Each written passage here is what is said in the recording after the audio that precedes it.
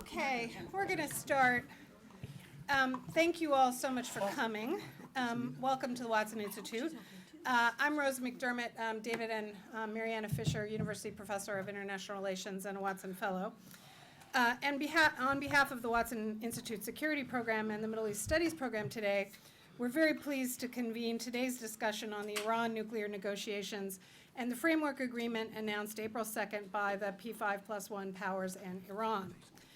You'll see in front of you on everybody's desk copies of the U.S. fact sheet summarizing the parameters of the Joint Comprehensive Plan of Action regarding the Islamic Republic of Iran's nuclear program. And if you want additional copies, there appears to be extra in the front. The Obama administration heralded the framework as a historic understanding, which, if implemented, will prevent Iran from obtaining nuclear weapons and potentially set the stage for fundamental changes in relations with Iran.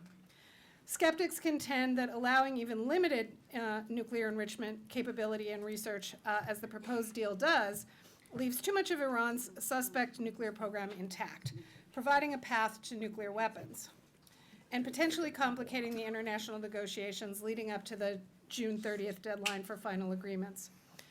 You'll all have seen probably in the last couple of days, the Senate Foreign Relations Committee yesterday unanimously approved legislation providing for congressional review of the agreement, and Obama today said that if that was passed, he would sign it.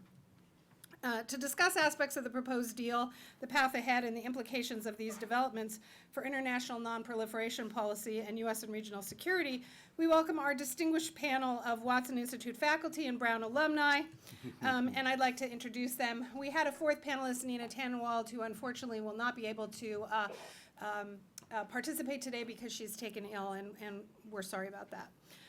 But we begin today with Professor James Walsh, Brown class of '82. Dr. Walsh is a research associate at the MIT Security Studies Program and has written extensively on international security and in particular topics involving nuclear weapons and terrorism. He is an active contributor to the Iran Project, publishing on the regional implications of a nuclear agreement. And we're very pleased to welcome him back to College Hill today, old times. And the remainder of the panel, the Honorable Sue Eckert, Senior Fellow and former Assistant Secretary in the Clinton administration, responsible for sanctions and export controls. She works with the United Nations Security Council and member states on enhancing the effectiveness of sanctions and co-authored the forthcoming book, Targeted Sanctions, The Impact and Effectiveness of UN Action. And finally, but by no means least, Stephen Kinzer, award-winning foreign correspondent for the New York Times for more than 20 years, now writes an op-ed piece every other weekend for the Boston Globe, and visiting fellow at Watson, where he teaches courses on U.S. foreign policy. Kindly came and talked to my class, and my students loved it. He's written extensively on U.S. intervention, authoring All the Shah's Men, An American Coup, and the Roots of Middle East Terror, and is leading a study group to Iran next month. He's also the author of the most recent book, The Brothers, on Alan and John Foster Dulles, which is a magnificent piece of work. If any of you haven't read it, I highly recommend it. So I will turn it over, I guess, to begin with James Walsh. Thank you very much. Can I get assistance loading my PowerPoint from someone who's more expert than me? While that happens, let me say, I should begin formally by saying in Deus Paramus and all those other, that's pretty much all I got. That's all I remember. I am thrilled to be back. I had a really wonderful, wonderful time here, and it was an important period in my development and in my intellectual development. Don't show all my slides, man. You're killing me. You're killing me. Hold them with you. You got it. Okay. All right. So, yeah, I only have so many checks, and, so I've lost one of them now. I apologize for fiddling with my phone. Let's see.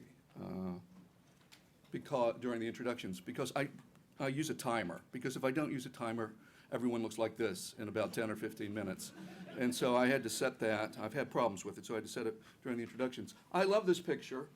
I know all four of these guys pretty well. The one from MIT, or Ernie Moniz, I know least well. All of them with graduate work in America. Two of them went to MIT, got their PhDs at MIT. And I think that picture captures, if you know them, captures something about them. And so I'm going to talk about them and Wendy Sherman and the American negotiating team and all the negotiating teams for the P5+1 and what this agreement means and what its provisions are. But as a social scientist, you want to also be able to step back and look at this in a broader context. You want to compare things. Iran is an example of what? And that's how we're going to understand it a little better, I think. And so most of my time I've spent studying nuclear decision making. So Iran is a case of one of many. And I think we need to look at it in that context. That's just more of a bio slide. For those of you who are interested, I work on a project from MacArthur on North Korea sanctions and another MacArthur funded project on laser enrichment. So we're going to talk about context, but I want to not only put Iran in a context of proliferation, but step back and talk about the nuclear age in general. And this is Miss Atomic Bomb 1955. This sort of demonstrates how much things have changed. We don't really have Miss Atomic Bomb 2015. And we do think about nuclear weapons in very different ways. But some of the models we have in our heads about how proliferation happens, those have persisted through time despite fact, in the face of fact. So this is how we think about proliferation generally, right? This is the total number of nuclear weapon states over time. And so Germany had a bomb program, so we were worried about that, so we got the bomb, and when we got the bomb, Russia and China wanted it, and when India and Pakistan, that's how it happens. And, you know, coming out in cascades, and twos get you fours, get you sixes. And that's the way we think about it. But in fact, this is actually the record of proliferation over time. This looks at the number of new nuclear weapon states per decade. So the peak of joining the nuclear club was the 1960s when France, Israel, and China joined. And in every succeeding decade, the number of states that have become nuclear weapon states has declined. Pretty surprising. Not only that, not only are there far fewer nuclear weapon states than had been predicted, and both academics and policymakers have made these predictions from the 1960s on. We'd have dozens of nuclear weapon states. And it happens every decade, someone says that. But we have not only far fewer, we have fewer seeking the bomb today than at any point in the nuclear age. In the 50s and 60s, there were many more states. The candidate pool was much larger of states that would consider changing their nuclear status. That doesn't mean it's zero today, but in relative terms, it's smaller. Since the 1990s, more states have given up their nuclear assets than have acquired them. And in Walsh's tabulation of 9 violators of the NPT, which I can defend later, I only see one that becomes an actual nuclear weapon state, and that's North Korea. So I would say Iran is a case that has to be looked at within its region, but it also has to be looked at compared to our track record. This is data. This sort of tells us what's happened over time and helps us think about the risks we take when we make decisions about proliferation. So I would say that that record of success is pretty impressive, better than expected. So now let's talk about Iran. I'm going to spend a little time talking, before we get to the nuts and bolts, talking about Iran's status in nuclear. When we talk nuclear, as you all well know, a lot of different things get mixed up, conflated together. Civilian nuclear programs, nuclear weapons programs. What does the phrase nuclear weapons program mean? You know, it can mean lots of different things. So I always like to take this because this is direct text directly from, I won't say the horse's mouth, that's not cool. But in any case, the top U.S. intelligence official, the DNI, testifies every year in open session on a hearing called threat assessment, in which it characterizes, you know, what he or the 16 agencies under him see as threats. And in describing Iran, this is what he said, and he's said it every year for a long time. Iran has the capacity to eventually produce nuclear weapons, making the central issue its political will to do so. We assess Iran as keeping open the option to develop nuclear weapons, should it choose to do so. We do not know, however, if Iran will eventually decide to build nuclear weapons. Now, that's what the U.S. government's assessment is. Now let's compare that with the common narrative and dialogue about this as an issue. So in my experience on TV and in meetings with members of Congress, I probably met 30 or 40 individual ones over the past year anyway. The sense I get is when it comes to Iran, our policy objective should be we need to stop Iran from acquiring a nuclear weapons capability. It's the nuclear weapons capability that is the real danger here. Not the weapon itself, but the ability to make the weapon. And the DNI says they already have a basic capability. That horse has left the barn. You know, you can't bomb the knowledge of how to build a centrifuge out of someone's head. And so they know how to do that. They've built 20,000. They can probably do it again, you know, at some point. If they eat grass like the Pakistanis, you know, apocryphally. Iran has a nuclear weapons program. The DNI testified that it halted that program in 2003. So Iran had a nuclear weapons program, we estimate, sometime beginning in the late 1990s, which they halted in 2003. Has an active program, stopped the program in 2003. Iran is rushing to the bomb. Iran has not yet decided whether to build a nuclear weapon. The bomb is inevitable, the bomb is not inevitable. It's worth also contextualizing this and remembering that Iran's nuclear efforts, you know, obviously, well, they predate the revolution. There's a whole thing we could talk about the Shah, but that's not really germane. But the relevant period since the revolution, Iran began working on a nuclear program, whatever its characteristics, in the mid-1980s. So that's a long time ago, right? They've been at this a while. This is not a race to the edge. They start in the mid-80s, it sort of doesn't go anywhere. Then they start doing things in the late 90s, then they stop. You know, this is not the rush to the bomb. Let's talk, with that as context, about where they are, which is to say, technically they have a latent nuclear weapons capability, not one that they could actualize quickly if they were, you know, had zero, but even if you took everything away, they would be able to do it. But they haven't decided yet what they want to do, but they have a past record of having gone in that area, so that's relevant too.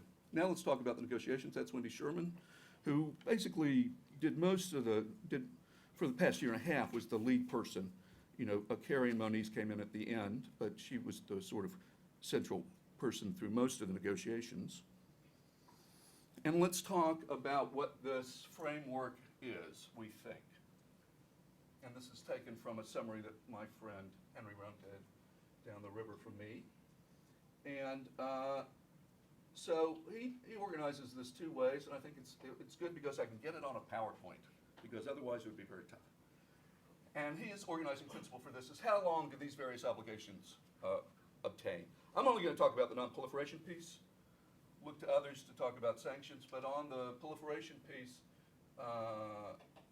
you understand that the Fordo facility is the underground facility near Combe, buried under all that rock, hard to get at. They're going to convert that to a physics lab, but they're going to continue to have 1,000 centrifuges there. They're not allowed to run, but they get to keep them there. And they have a heavy water reactor that some people fear could eventually produce plutonium, which you would then have to have removed from the nuclear waste. So it's not just having a reactor isn't good enough, but they had a reactor design that was worrisome, and they've agreed to stop that. So we're going to build them a new reactor that is less worrisome, and then they've agreed to ship their fuel out. So if you ship your fuel out, you don't have it to recycle, and even if it was there, you could put safeguards on it. So this is all fairly strong stuff.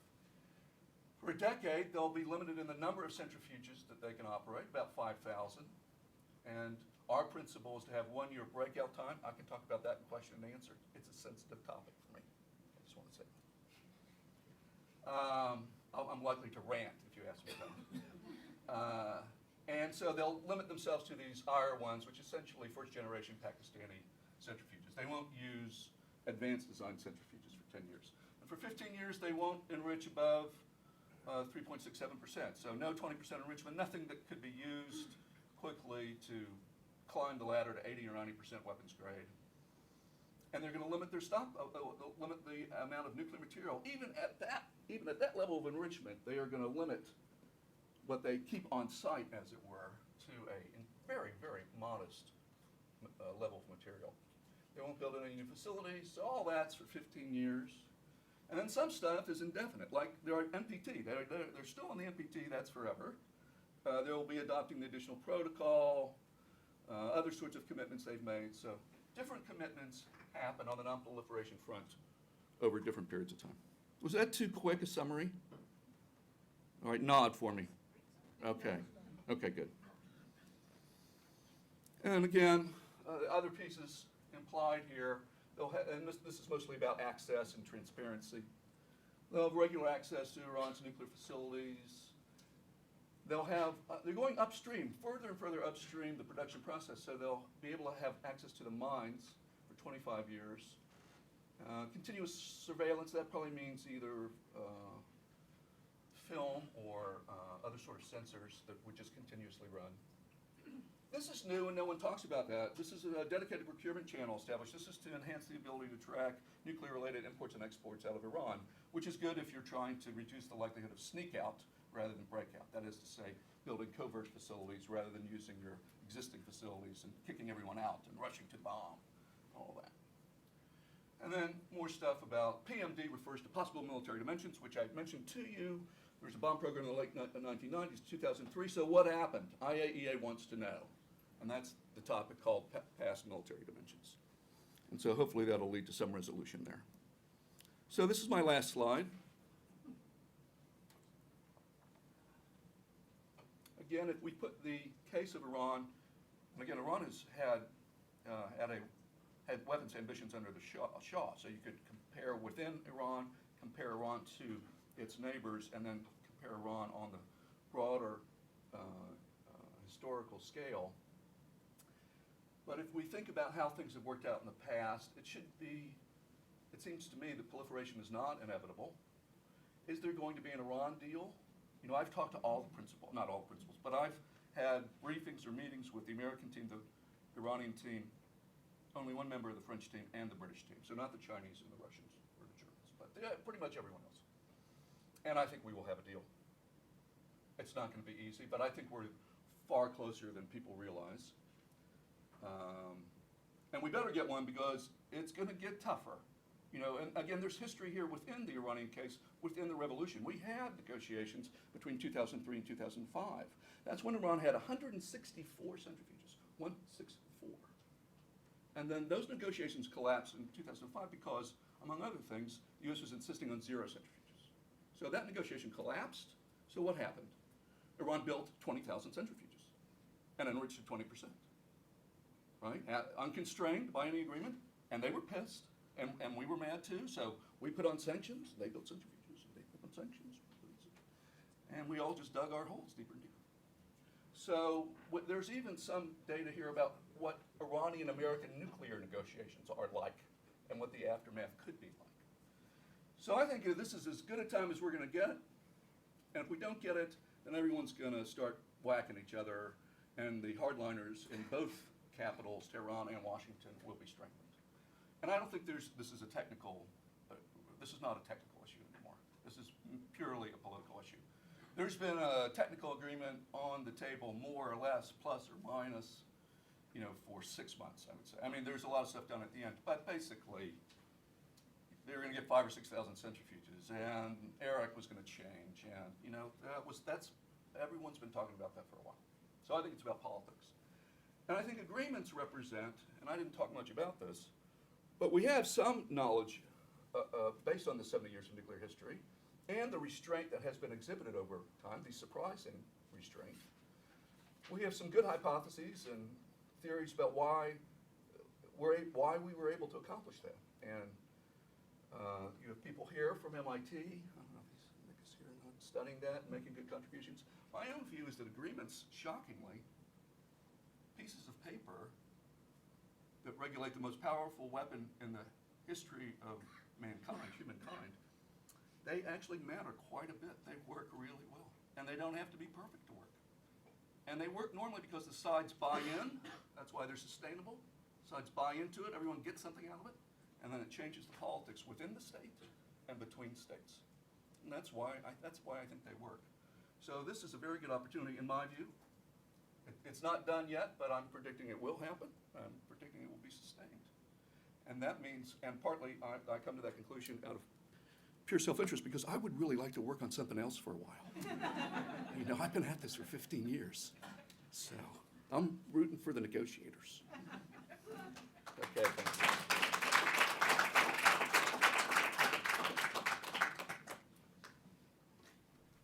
Well, after that optimistic assessment, it's hard to come after somebody like you, Jim. I'm glad to hear that. The best, the finest of Brown students. I'm going to talk specifically about the sanctions aspect of the Iran nuclear deal because from the Iranian perspective, the key, crucial issue is sanctions relief.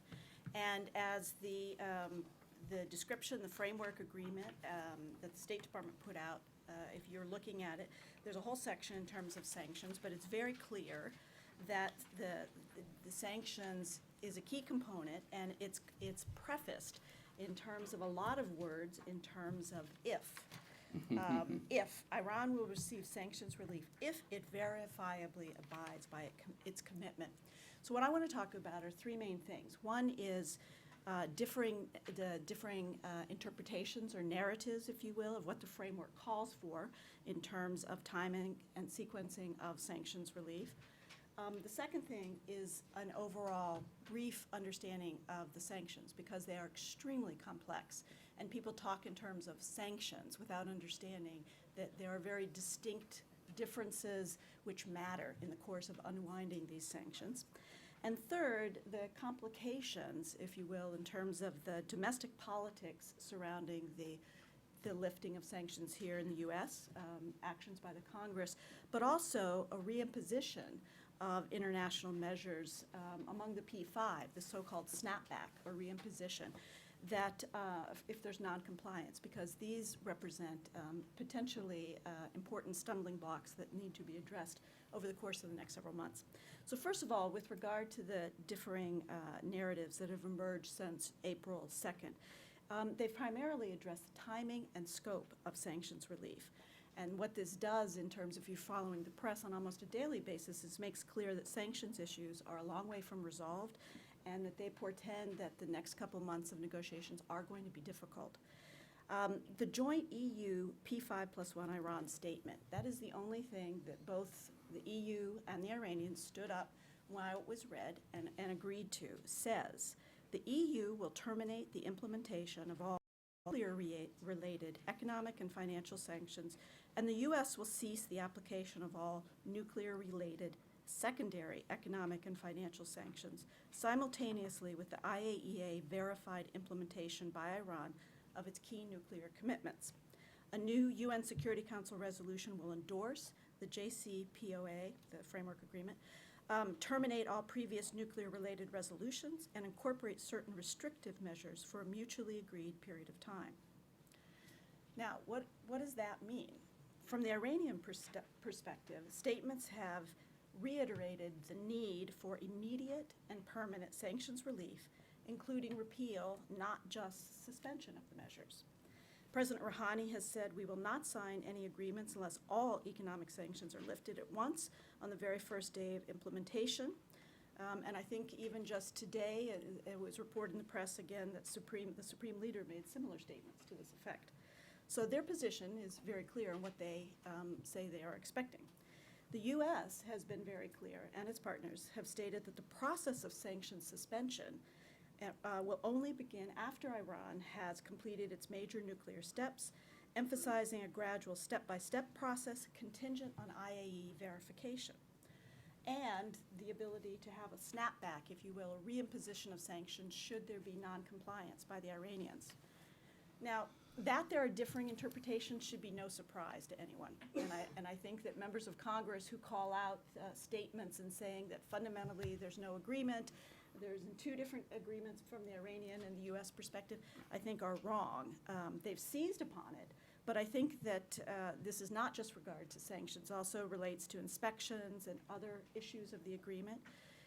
It's important to understand the context in which those statements are taking place and that they're aimed primarily at key domestic constituencies, primarily in Iran, in which you have a hardcore group, Iranian Revolutionary Guard Corps and others in the military who don't want to necessarily see any kind of agreement and are going to seize on the opportunity to put forward a very advanced position.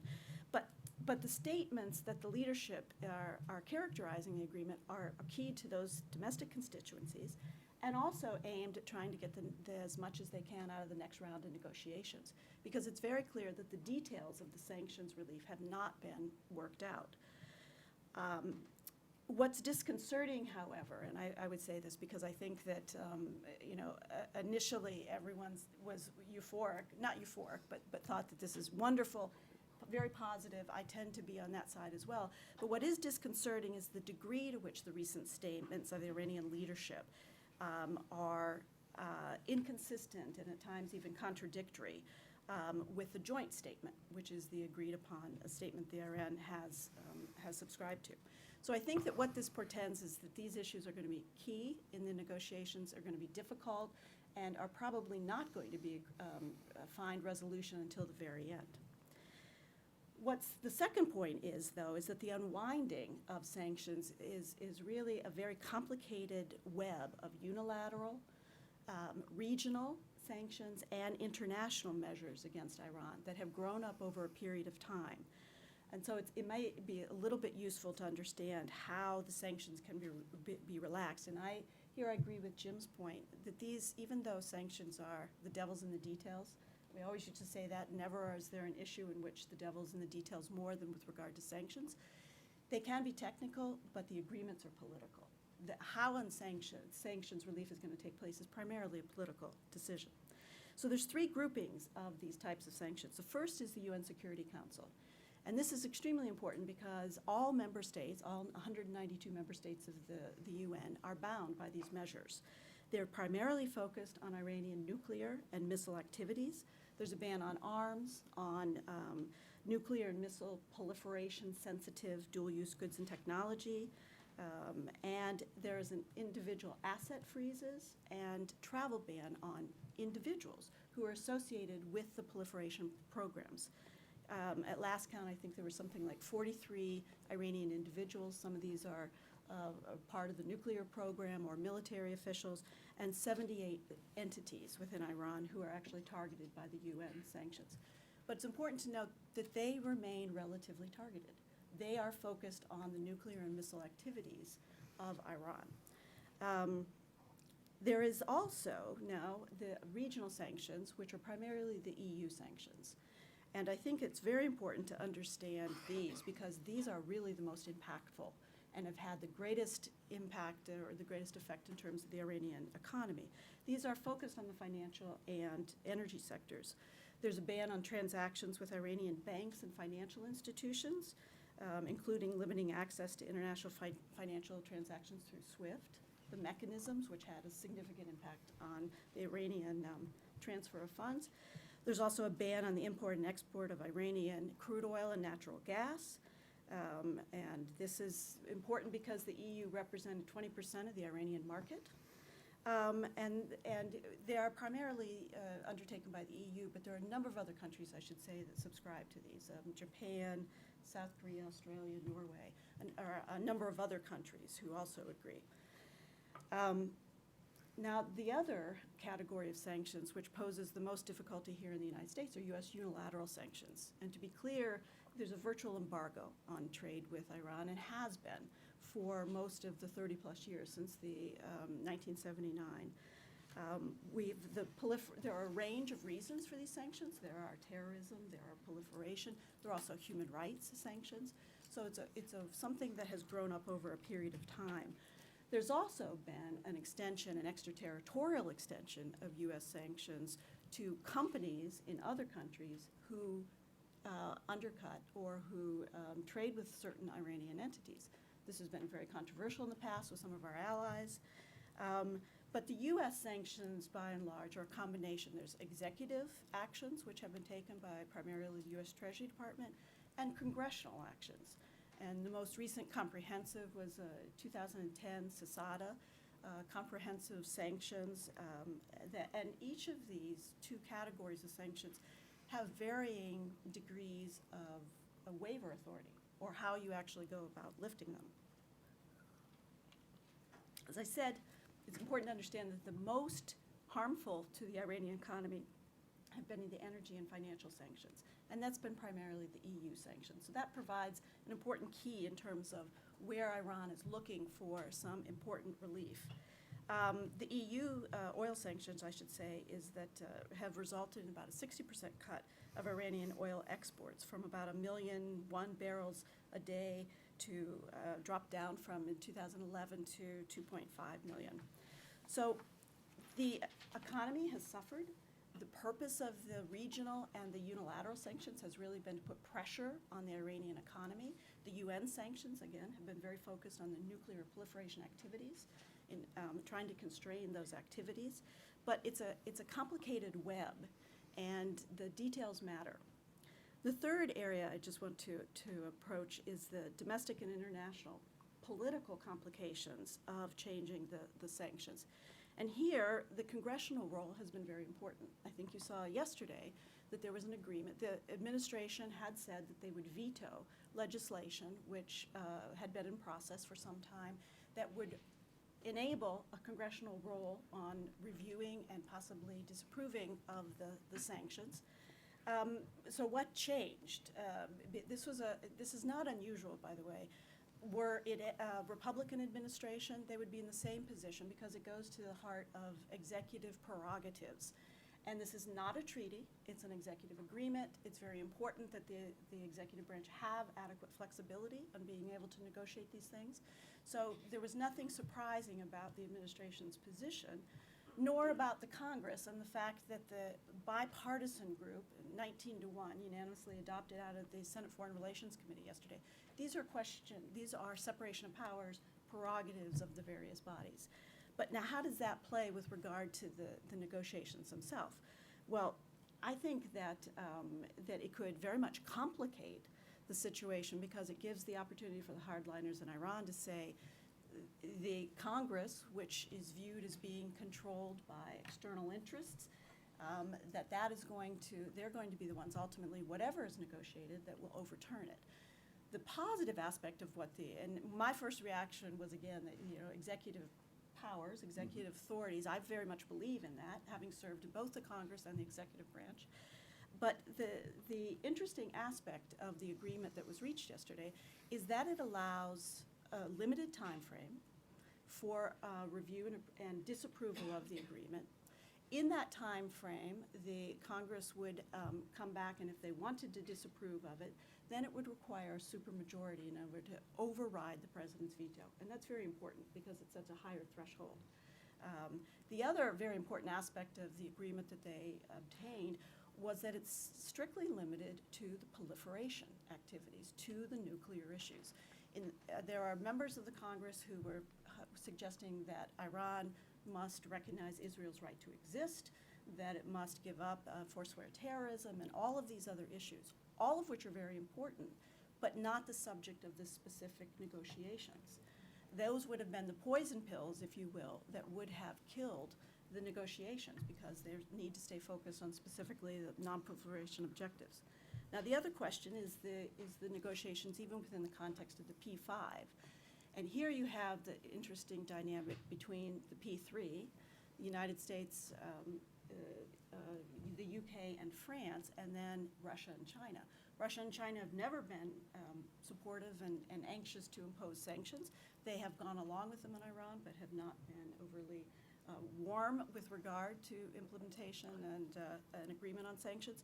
That being said, the idea that somehow or other there's going to be a precedent-setting agreement on automaticity, that if there's a violation, who determines the violation, what's the process, et cetera.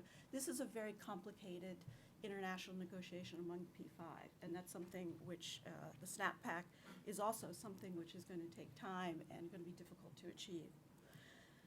Long and short, and we'll go to Stephen, is that sanctions play a critical role in achieving final agreement.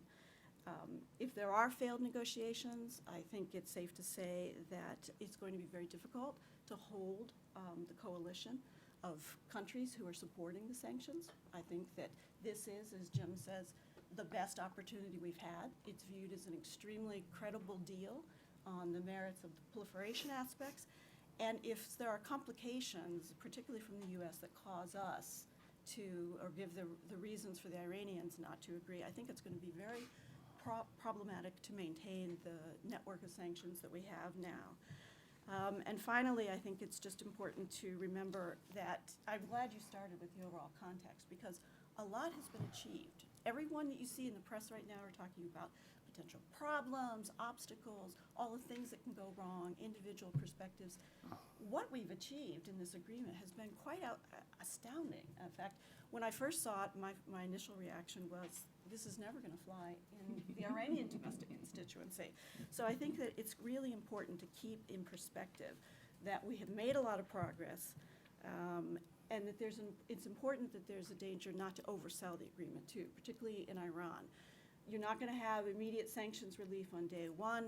You know, it's not like turning on a spigot and things are going to flow.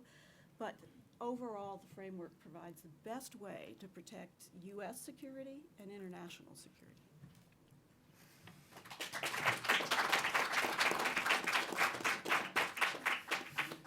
Thanks. That's a great introduction to what I want to talk about, but I must say I've been a little distracted because of Jim's first slide. I'm still thinking about Miss Atomic Bomb. Some of you may not know this, but there's a proliferation piece to the naming of the bikini. I don't know how many of you, if I were in a classroom, I'd say, who knows the story? But since I'm not in a classroom now, I'll just tell it to you. For those of you that don't know, the bikini was introduced in the late 1940s. And this was at a time when the word bikini has suddenly come into the public vernacular, because that's where the American nuclear tests were being conducted, on the Bikini Atoll in the Pacific. And so a bathing suit became known as the bikini because the idea was that the effect that it would have on men would be comparable to the effect of a nuclear weapon on that little island. So I want to see if I can somehow match that slide with the opening of the bikini the first time it was shown in Paris Fashion Show. I think there's a sort of proliferation-related thesis to be written out there. I'm glad I was in the middle. The U.S. and Iran have been caught in a world of pain for 35 years. U.S.-Iran hostility is not just a policy. Hostility toward Iran is a fundamental building block of American foreign policy for 35 years. It is an institution. It has become an institution of international politics. So breaking away from that is a very difficult process, as we're now seeing. Why has it been so long and so intense? And I add a subsidiary question to that, which is, why is there such intense emotional anti-Iran feeling certainly in Congress and in other parts of the United States? Our emotion is always the enemy of wise statesmanship, and that's one reason why we haven't had much wise statesmanship with Iran over these 35 years. These are two countries that have inflicted great harm on each other. They've hurt each other a lot, and they're still angry. It was the United States, of course, that was responsible for the destruction of Iranian democracy in 1953. The United States was also a key supplier of intelligence and other material for Saddam Hussein when he was making war on Iran in the 1980s. Many people, I'm not a Washington insider. In fact, I try to go to Washington as little as possible. But I do know some people that hang around in Washington. And when I ask them, why is the anti-Iran sentiment so intense and so violent in that city, they give me an immediate answer. They've all told me the same thing. It all goes back to the hostage crisis. People still haven't gotten over that. I think there's a sense in many quarters in Washington that we got a big punch in the face from the Iranians, and we were never able to hit them back. They've never apologized, and we've still got an outstanding bill with them. And until that bill is paid, we don't want to move on. So we're still in the trap of something that happened 35 years ago. To a certain degree, I think Iranians have moved on better than Americans. The popularity of the United States among ordinary Iranians is something astonishing. I've witnessed it myself. I'm going to go out on a limb and say that there's no population in the world that's more pro-American than Iran. I was standing on a street corner in Shiraz a couple of years ago waiting for a light to change, like for 30 seconds. And some woman standing next to me asked me where I was from, and when I said, America, she began to shriek. And within a couple of seconds, I was surrounded by about a dozen people, and they practically wanted to touch me. And one woman said, We know they say terrible things about us over there, but we love America so much. You don't even get that in Canada. The pro-American sentiment in the Iranian population is a great strategic asset to the United States going forward. We don't want to do anything to ruin that. We don't have large populations that admire us around the world, and in the Middle East, even fewer. So this is something to be guarded and preserved. This agreement holds out possibilities that go beyond proliferation. I also agree with Sue that it would have been a terrible mistake to try to include other issues in this negotiation. One of my friends and colleagues, Jason Rezaian, the Washington Post correspondent in Iran, has been sitting in Evin prison for the last 9 months for no reason. I want that to be a part of this agreement. But you can't keep adding these things on, then you don't get an agreement. So, what are the prospects and what is the wisdom of a new relationship between the United States and Iran? I think when countries look for partners, other countries they can work with in the world, they should be looking for two things. The first is you want a country whose long-term strategic goals are somewhat congruent with your own. That's not the case with some of our current allies in the Middle East. What Saudi Arabia has decided is good for Saudi Arabia over the long run is bad for us. What we want in the long run, it's bad for Saudi Arabia by their calculus. Now, that's their business, but that doesn't make them great partners for us.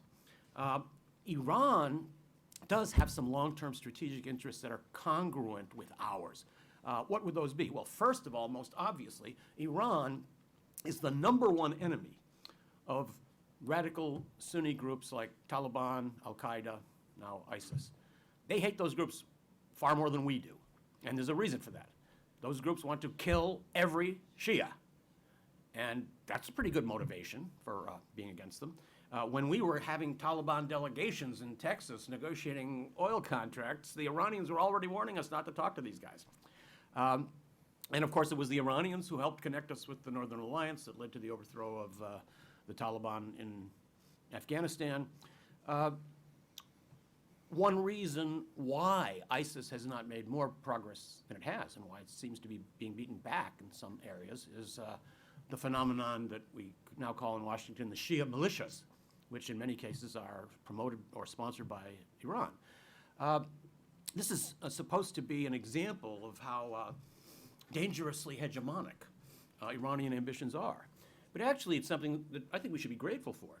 I know for sure that Baghdad, for example, is never going to fall to ISIS. And I could say the same thing about Karbala and other cities that are sacred to Shias. You wouldn't have to even have a recruiting drive in Iran to bring 1 million people to defend those central cities. So Iran, although we sometimes don't like to admit it, is doing some of the work in the Middle East on the ground, the hard work, the fighting work that we can't do. We don't want to do it, and we're not able to do it. We don't know the neighborhood, and we've seen what happens when we try to break into that neighborhood. But Iranian opposition to groups that we claim as great enemies is something we should bear very much in mind. And this is something very important for us, because some of our allies in that part of the world, like one country I mentioned a couple of minutes ago, actually are more active in promoting those groups like Al-Qaeda and ISIS than they are in fighting them. So that doesn't make them good allies for us. Secondly, Iran has a great ability to influence a couple of the countries in the nearby area. If it can be persuaded to use that influence in different ways, it can be a stabilizing factor. Now, we say countries are destabilizing factors when they oppose American policy.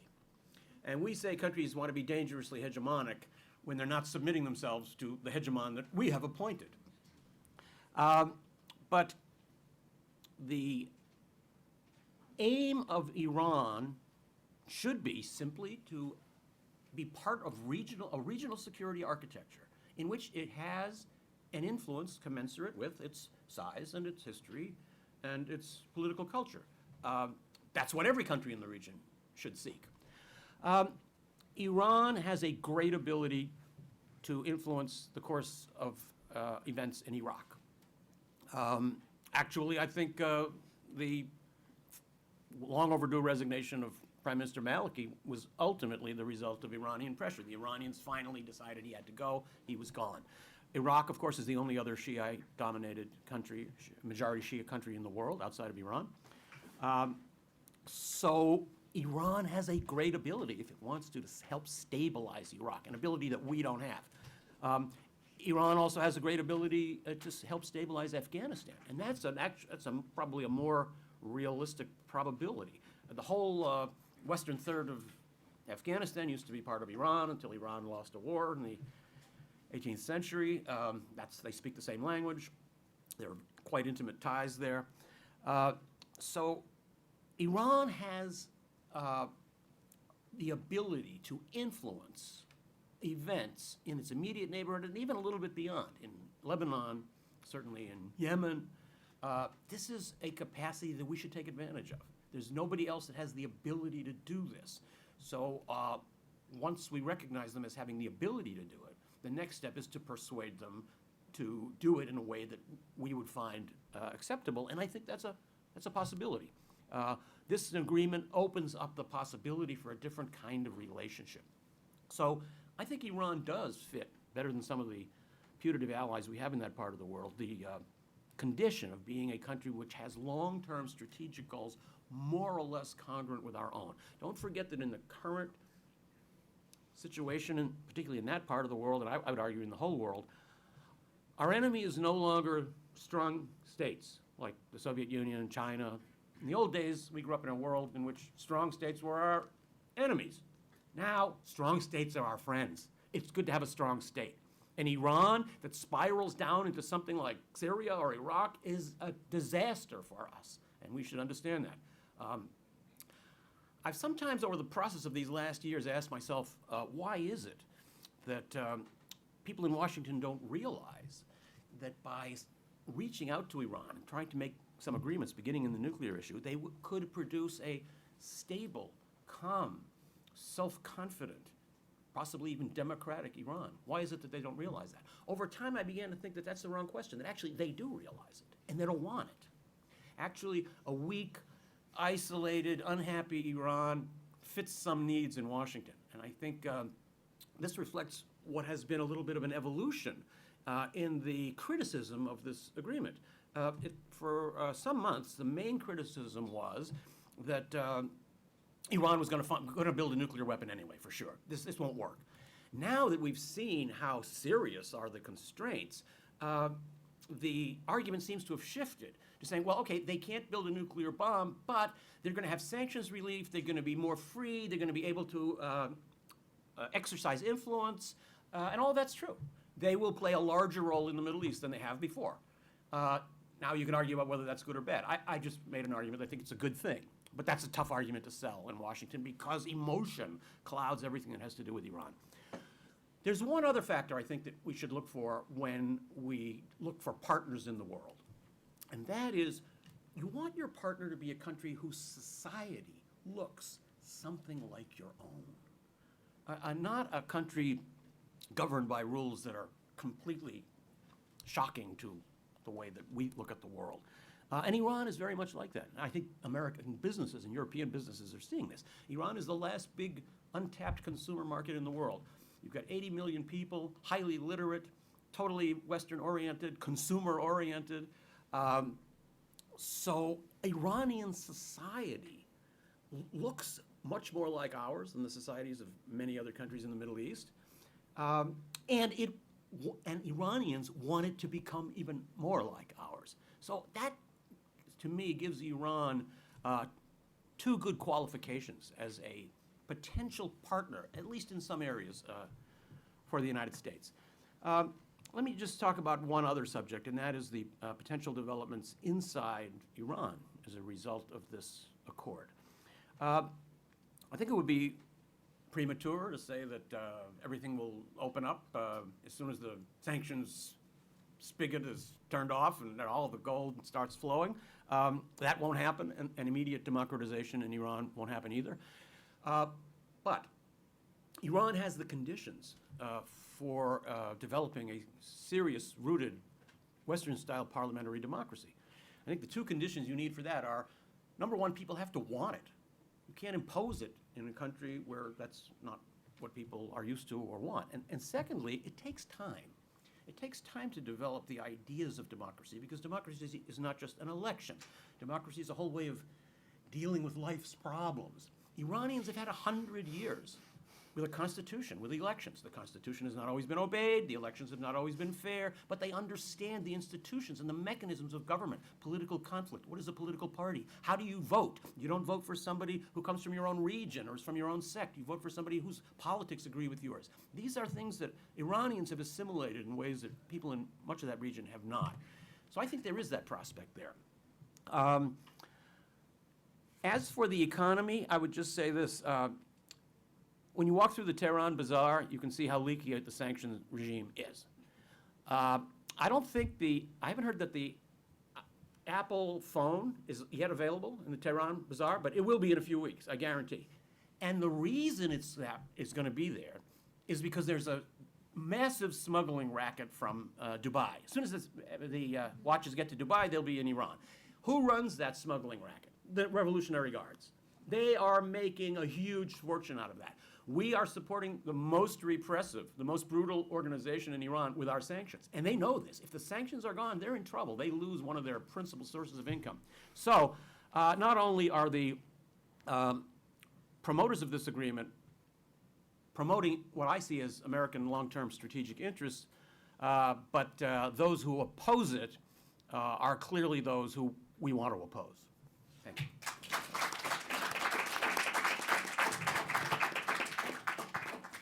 Two things. I know that some people have classes, so before we open for questions, I just wanted to also make the point that, as Professor McDermott noted, Professor Nina Tan Walt was unable to make it. Nina was going to address and present a number of the viewpoints that are very skeptical of the prospects of this agreement and reflect some of what we've seen in the press and otherwise, both domestically and internationally. So unfortunately, we don't have that perspective on the panel. It was not intentional, but inadvertent because of her illness. So we're happy to take questions on the range of issues and open up now to the audience. Could I start out? I'd like to ask Jim one question, because it's just the question that you said you didn't want to be asked, or maybe it was that you were jumping to be asked this.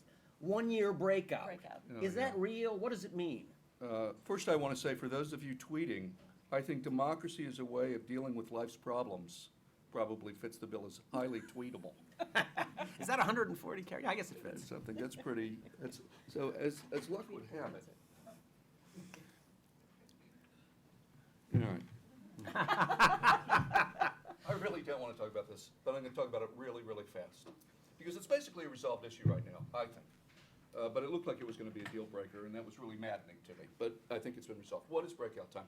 Breakout time is the amount of time a country needs in order to produce one significant quantity. That's one bomb's worth of material, right?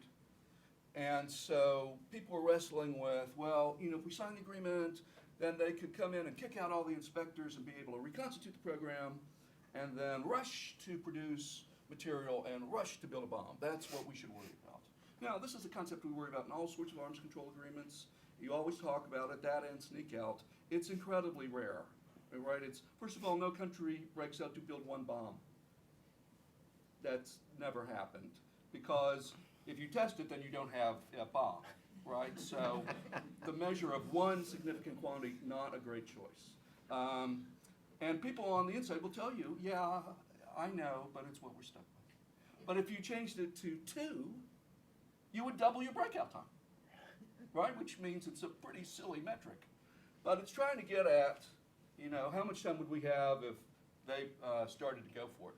The other thing, of course, it doesn't include is the time it takes from having that softball-sized amount of highly enriched uranium and fashioning a weapon that's deliverable and reliable, and you don't want to press a button and have it come up and come back down. This has got to be pretty high tolerance, stuff. So that takes about a year, at least a year. That's what my Israeli Atomic Energy Agency friends say, and that's what the past defense officials have said. That's a moving number, but it's about a year. So you already have a year, and yet another year. You know, why we need 2 years, I don't know. But in any case, those are some of the arguments. I don't know if I went through all of them or not, but I think the core thing is, yes, it's a legitimate thing to worry about, but it just doesn't make any sense. It's a flawed metric. It doesn't make any sense. If Iran was going to break out, remember they've been at this 30 years. 30 years. They stopped themselves in 2003. Why didn't they restart? And then why sign why sign an agreement that will have I agree with President Obama on this, the strongest negotiated multilateral requirements for verification ever negotiated? Why would you do that and then cheat? That seems like a bad idea.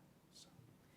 I think it also points out that these metrics are supposedly technical, but essentially they're political. They are, correct? absolutely. They're political metrics. Okay, questions? Yes, please. Yeah, this is mostly for Professor Walsh. So first of all, Hello, how are you? It's great to see you. But Jim, let me take the devil's advocate. Good. Side. If somebody were to say, well, you pointed out at the beginning, most countries that have started down the path haven't actually gone to weapons, but there is the North Korea case. So if a skeptic in Washington were to ask you, what is different about Iran, Yep. or what is different about this agreement? Because we thought we had an agreement with North Korea, and they ended up with a bomb. Yes, What's yes. different with Iran and different with this agreement? It's a great question, and it's good to see you. It's a great question. And I would say several things. First, we don't expect any policy instrument to be perfect. The fact that we only have one state that has broken an agreement in 70 years, I think is pretty good. But the question is still valid.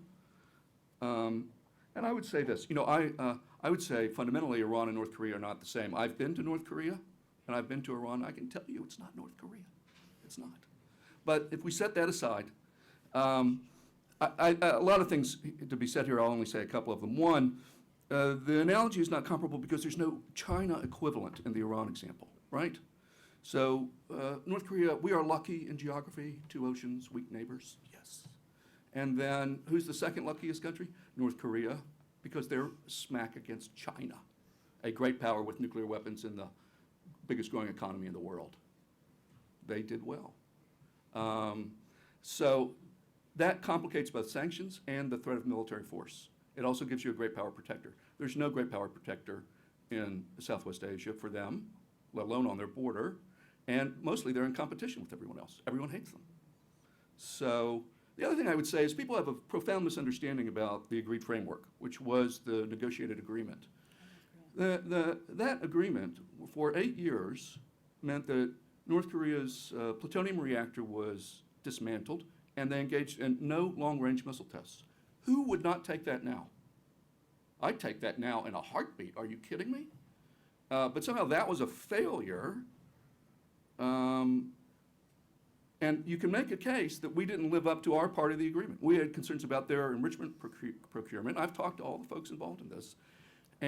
But we also, you may remember, Clinton was president. A Republican Congress came to power with the Newt Gingrich class. They defunded the building of the nuclear power reactor, which was supposed to happen through Quito, which was part of our commitment to the thing. That washed away. So I actually, I do think agreements generally work, but I would say the main thing is that North Korea it's not irrational, but it sort of makes sense that it's North Korea that's the outlier here. And I don't think Iran is, that situation are the same. But Yes. Why should all three of you, why should Iran believe the United States will stick to any agreement it signs? Never has in its history. well, I wouldn't go that far, but I would say that they have reason to be concerned. So yeah, and they're taking, and of course, Rouhani's taking a big political risk. And if this follows through, he's toast. And the Supreme Leader will then step back and say, I told you so. That's why you see the Supreme Leader acting. The Supreme Leader has a history of saying, people coming to him and saying, we should try to settle up here or work something out. And he says, well, God be with you, but I don't believe it. You're welcome to go and try, but don't come crying to me when it doesn't work out. And that's what happens. Well, that's one of the reasons why I think that sanctions are such an important element of this, because the congressional role that sanctions affords is so, has such the ability to disrupt and to make the agreement sort of impossible.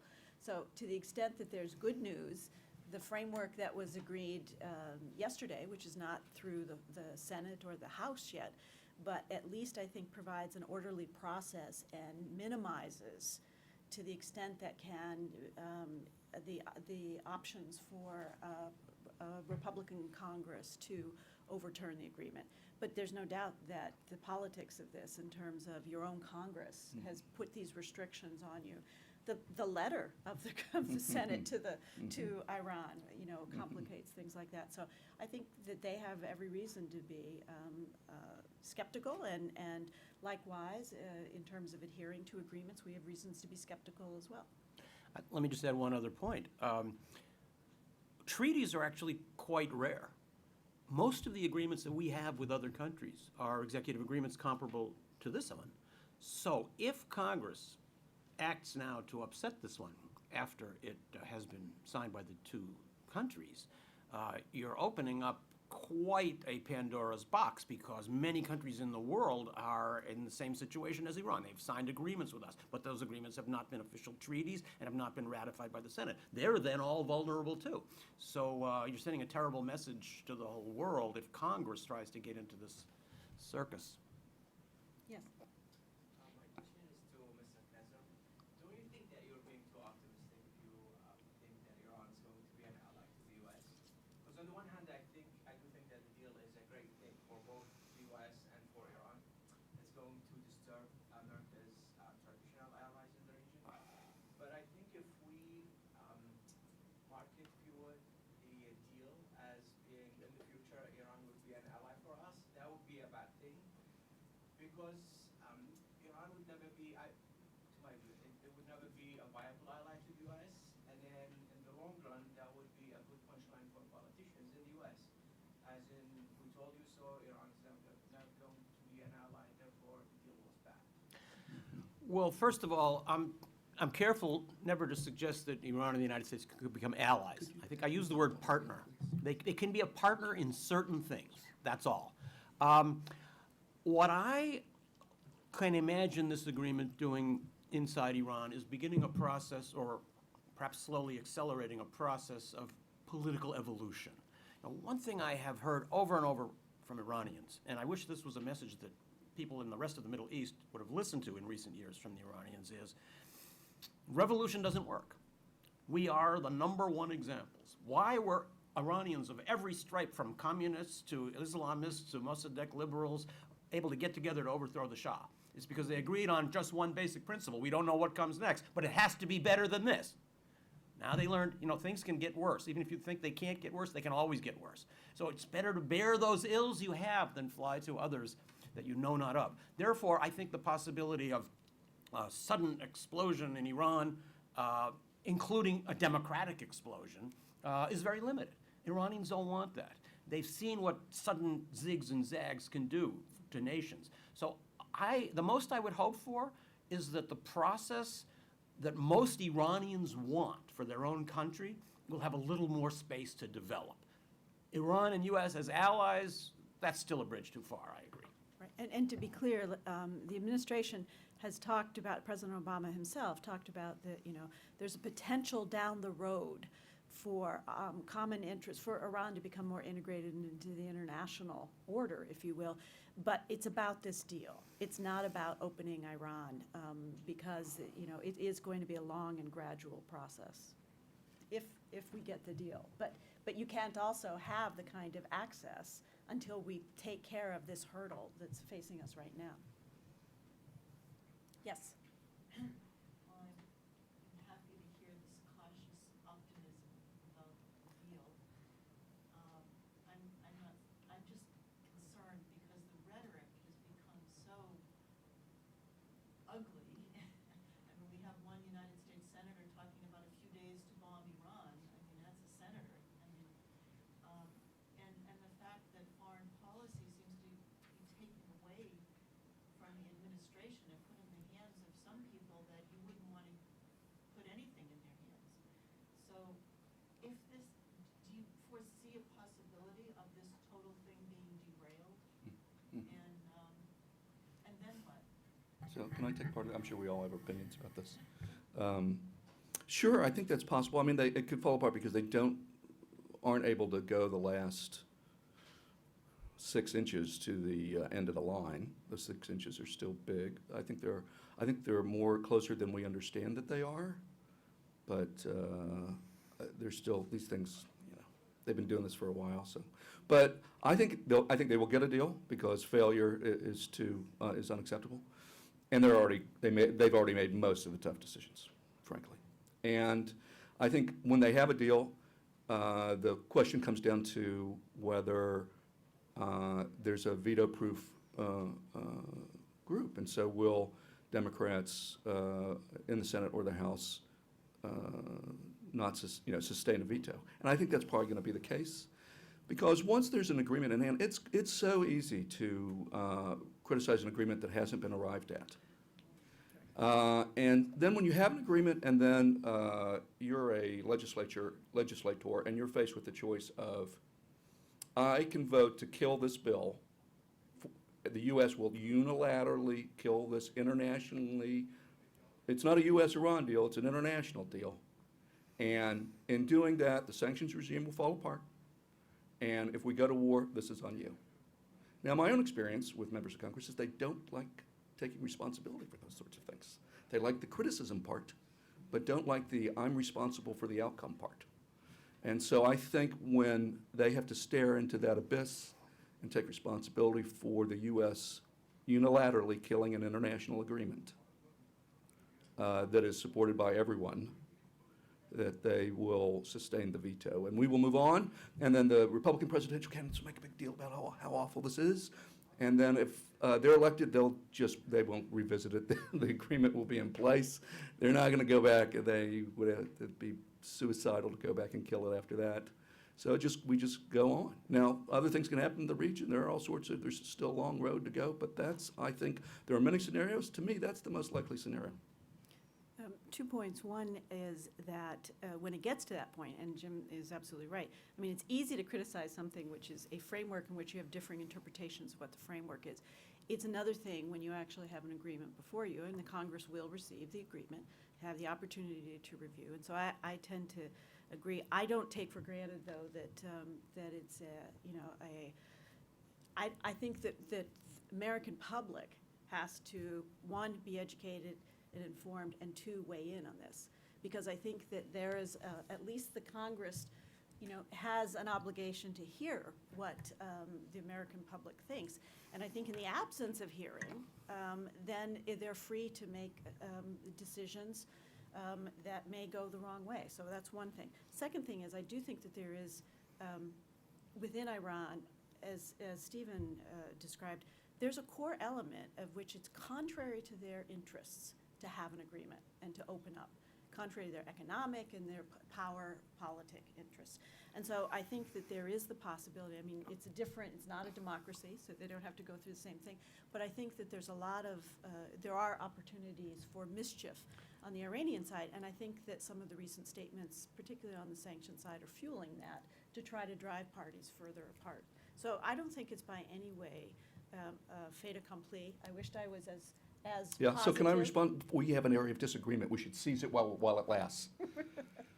So I think, this gives me a chance to disagree somewhat with Stephen. So I think the IRGC is a really, really big organization with lots of different parts. And they've been running the smuggling part, so that part of that organization would suffer under an agreement. But they're also legitimately heavily invested in the energy sector and lots of other parts of the economy. And that part of the IRGC would do well, which perhaps explains why the head of the IRGC this week came out and endorsed the framework agreement. And Khamenei's, for me, I'm struck by the degree of solidarity. This is a country I've studied for 15 years. It's a fractious thing, all but blood sport between all the different factions, even within the principalist camp. And this is a reform centrist who's president. But despite all that, everyone is staying on message and hanging in there. And not least the Supreme Leader. The Supreme Leader did not, I don't think, in reading those comments, I took it all as very positive. So I think they're more unified than we are, frankly. That's the way I'd assess it. I wouldn't disagree with that, but I'd also say that it was interesting that the legislature, the Iranian legislature, asked for the Iranian statement or the fact sheet because they had only seen the U.S. fact sheet, which was the. Well, you know, there was no Iranian fact sheet, Right. right, until we put out one. Then the Iranians felt compelled. They had to put out one, and they were pissed about it. Zarif tweeted a snarky tweet to this effect and said he doesn't like fact sheets. And now the Israelis have a fact sheet. Competing fact sheets. I just want to add one other thing. So there's one voice out there when we're talking about insider Washington politics that, to me, is deafening by its absence. I'd love to hear a sentence or two from Hillary Clinton. I'd like to hear her say, this is a good agreement, we should support it, and senators should vote for it. That would be something that might break out of her comfort zone of not being in favor of anything except for motherhood and apple pie. On the other hand, maybe that would be something that would be good for her. So the fact that she hasn't spoken out just reflects, I guess, her general approach to the world. Preparing a video. But I think that's, we're about to have Chuck Schumer as our next majority leader. His whole foreign policy is APAC, as far as I can determine. So I feel that it's incumbent. If Hillary really is the person who feels like she's the president-elect, more or less, it's incumbent for her to speak, and I think that would play some small calming role for a few senators in Washington. I'm sure she will as the agreement becomes known. More questions? You may have exhausted them. Okay. No, but thank you very much. This is something which we're going to continue to address as an institute. We are so happy, so pleased to have Jim Walsh return, a true expert in the area. And I also wanted to let you know that on the 24th of April, Joe Sorrencioni, who is the president of the Plowshares Foundation, will be here and talking about some of these issues as well as the overall nonproliferation regime. So I hope you'll join us. Thank you very much for attending.